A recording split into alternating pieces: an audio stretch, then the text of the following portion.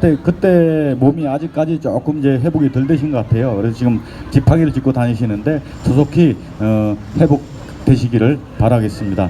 그 다음에 또 저기 행성에서 오신 또 우리 연사님이 뒤에서 한 분은 대기하고 계신데, 그분 모시기 전에 우리 그 보신각의 메인 그 연사이신 조석천 교수님을 모시겠습니다. 우리 교수님께서는 서강대에서 정통 교수로서 서강대 언론학과에서 활동을 하셨고, 언론대학은 학장까지 마치시고 정년 퇴임 후에 다시 또 강단에 나가시는 정통 교수 출신이시라서 어떤 선동력이나 이런 데서는 좀 떨어질지 몰라도 여러분께 정말로 소중한 말씀을, 소중한 메시지를 전달하시는 분이십니다. 마이크 넘겨드리겠습니다. 네, 반갑습니다. 예.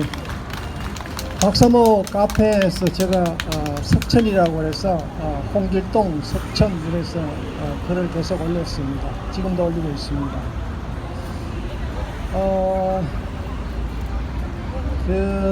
오늘 트럼프 대통령이 옵니다. 참 이게 굉장한 의미가 있습니다. 지금 우리 사회는 죽음이 문화가 휩쓸고 있습니다. 죽음입니다. 그렇게 생동감 있던 사회가 이제는 어깨가 다 축 처져가지고 행복이라는 걸 잃어버렸어요. 동아일보에서 오늘 발표를 했습니다. 행복 지수가 100점 만점에 55점입니다. 다들 왜 살아야 되는지, 어떻게 살아야 되는지 모르는 그런 지경에까지 왔어요. 박근혜 대통령 계실 때는 56%에서 해서 59.9%, 그러니까 60점 가까이 갔습니다. 아마 행복 지수로 따지면 박근혜 대통령 시절이 우리 1987년 6공화국 이후에 최고의 행복 지수를 가졌다고 봐야 될 겁니다. 자, 그런데 왜 이렇게 죽은 문화를 만드냐? 우리 사실 이 공산주의 국가 그리고 전체주의 국가는 사실 왜 저 사회가 망하느냐 하는 게 죽음이 문화 때문에 그렇습니다. 죽음 문화. 어제 미국에 원비호 법이라는 게 만들어졌어요. 원비호 법이 만들어졌습니다. 그리고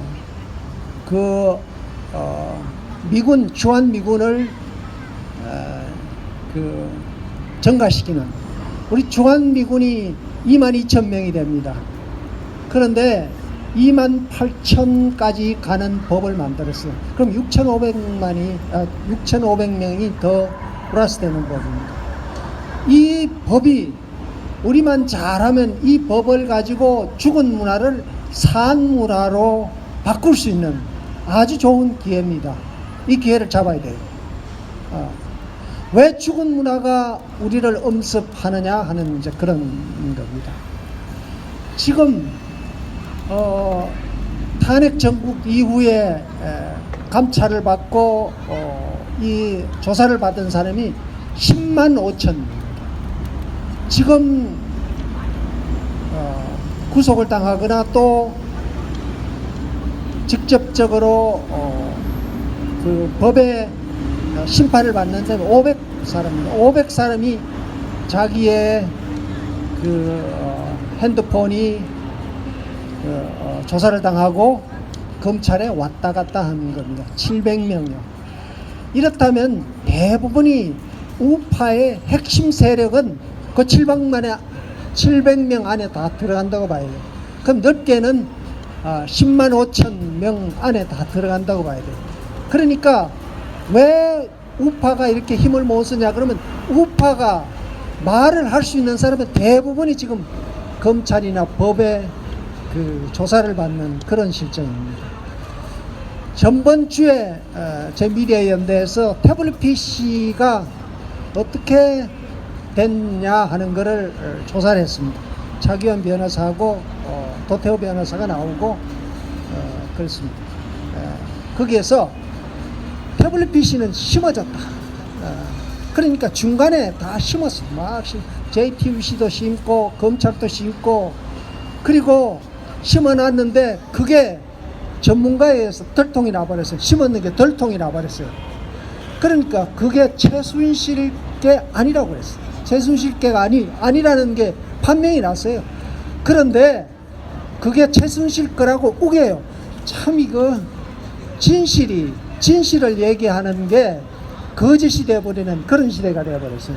참 이게 이 말은 여러분이 재판을 받아도 내가 죄진 것도 없는데 가져다가 검찰에서 그냥 조작을 해가지고 범죄인을 만든다는 소리예요. 그러니까 이게 인권유리입니다. 인권유리.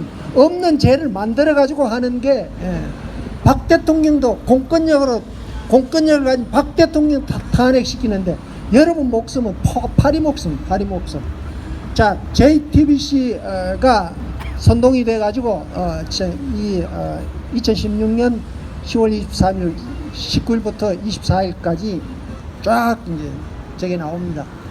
그러면서 온 언론이 그냥 도배를 했어요. 도배를 해가지고 탄핵을 시켜버렸습니다. 탄핵을 시켰죠. 그리고 뒤에는 민주노총이 들어갔습니다. 민주노총이 2015년 11월부터 백남기 사건을 해가지고 314일간을 백남기 문제를 가지고 끌고 갔습니다. 끌고 갔어요. 또 그래가지고 죽었다고 법원에서 부검을 했는데 안 했어요.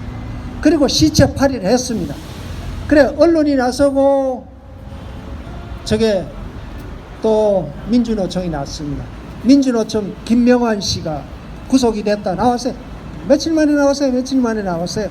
그 폭력을 그렇게 했는데도 며칠 만에 나왔어요. 이게 공권력이 작동하는 나라입니까? 아닙니다.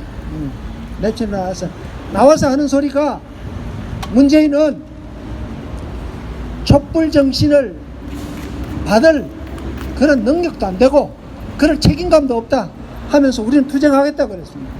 이 말은 야 우리 촛불 잘못 들었다 이 말 아닙니까?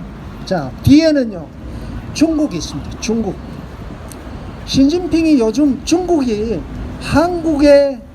한국을 이걸 자기 식민지로 생각하는 것 같아요. 그 사람 권력력 대단합니다. 우리 홍콩 대만 봐요. 그 위구르 또 티벳 봐요. 야 중국 53개 소수민족을 막 눌려 그리고 이제 한국까지 이게 대한민국까지 먹겠다는 겁니다. 자 그러면서 사드를 배치하지 마라. MD 방어 시스템 들어가지 마라. 한미일 동맹 하지 마라. 그래. 다 그대로 하고 있습니다. 다 그대로. 그거 아닙니까? 기업체 불러가지고 하웨이 기업 제품 써라. 뭐 해라. 가면 갈수록 자꾸 뭐 요구사항이 많아져요.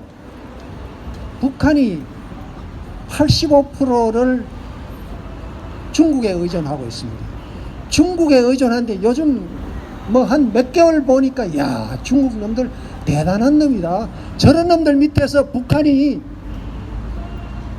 성한다는 게 말이 안 되죠. 말이 안 돼. 그러니까 결국은 북한은 또 중국을 붙잡고 우리는 G20을 향해서 우리는 핵무기가 완성됐으니까 니 나만 빠져. 문재인 더 이상 필요 없어. 나만 필요 없어. 니들 집안일이나 해라. 뭐 이런 거야. 그것도 말이야. 외무성 국장이 얘기합니다. 대통령 가지고 외무성 국장이 공개적으로 대통령 이게 문재인을 막 깝니다. 이야 이게 말이 됩니까? 자 그렇다면 북한 사회는 어떠냐? 북한 사회는 한원채라는 사람이 노예공화국 북쪽선 탈출이라는 책을 썼어요. 이 아버지가 탈출을 하다가 북한을 탈출하다가 세 번이나 끌려가 죽어버렸어요. 딸내미가 일본으로 갔어요. 일본으로 가는데 성공을 했습니다. 2002년에 이 책을 일본어로 해가지고 선인 세례를 받아 그걸 저걸 했습니다. 출판을 했습니다.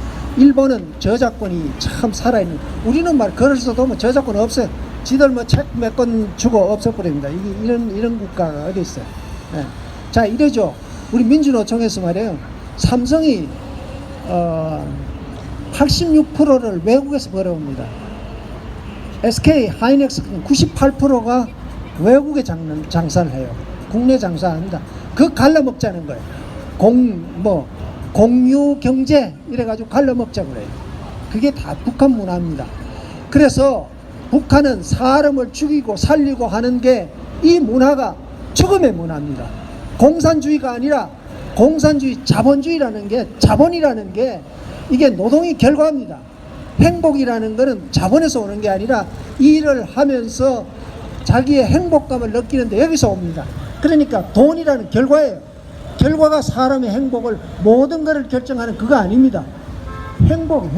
인간은 삶에, 노동에 의해서 삶을, 그러니까 우리 헌법 그 전문에 보면 각자의 능력을 최고도로 발휘해가지고 그거를 자기의 가족 그리고 개인 그리고 인류 공영에 이바지한다 하는 게 있습니다.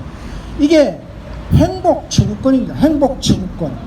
자, 그런데 원비호라는 미국의 대학생이 북한에 가서 죽음을 당했어요. 그래서 미 상원에서 88대 8로 결국은 원비어법을 통과시켜 가지고, 원비어법은 세컨드리 보이콧의 유형인데 어느 나라든 미국과 교역을 할 나라는 북한을 하든지 미국을 하든지 하나만 택해라 이거예요. 북한하고 미국하고 같이 돈을 벌겠다, 교역을 하겠다 이러면 미국은 그 회사 그리고 그 도와준 은행을 제재하겠다 이겁니다. 굉장히 강력한 겁니다. 자, 이런 법을 통과시켰어요. 그러니까 북한이 꼼짝 못합니다. 뭐 개성공단 말이야, 재개해주고, 뭐 금강산 다시 열고, 또 그리고 뭐 북한 쌀 퍼주고, 그거 잘못하면요, 여러분 그 부자 해가지고 은행에 예측했던 돈이 다 달러를 쓸 수 없는 그런 은행이면 이거는 다 제재 대상입니다. 쓸 수 없는 은행은 은행도 안에 문 닫아야 돼요.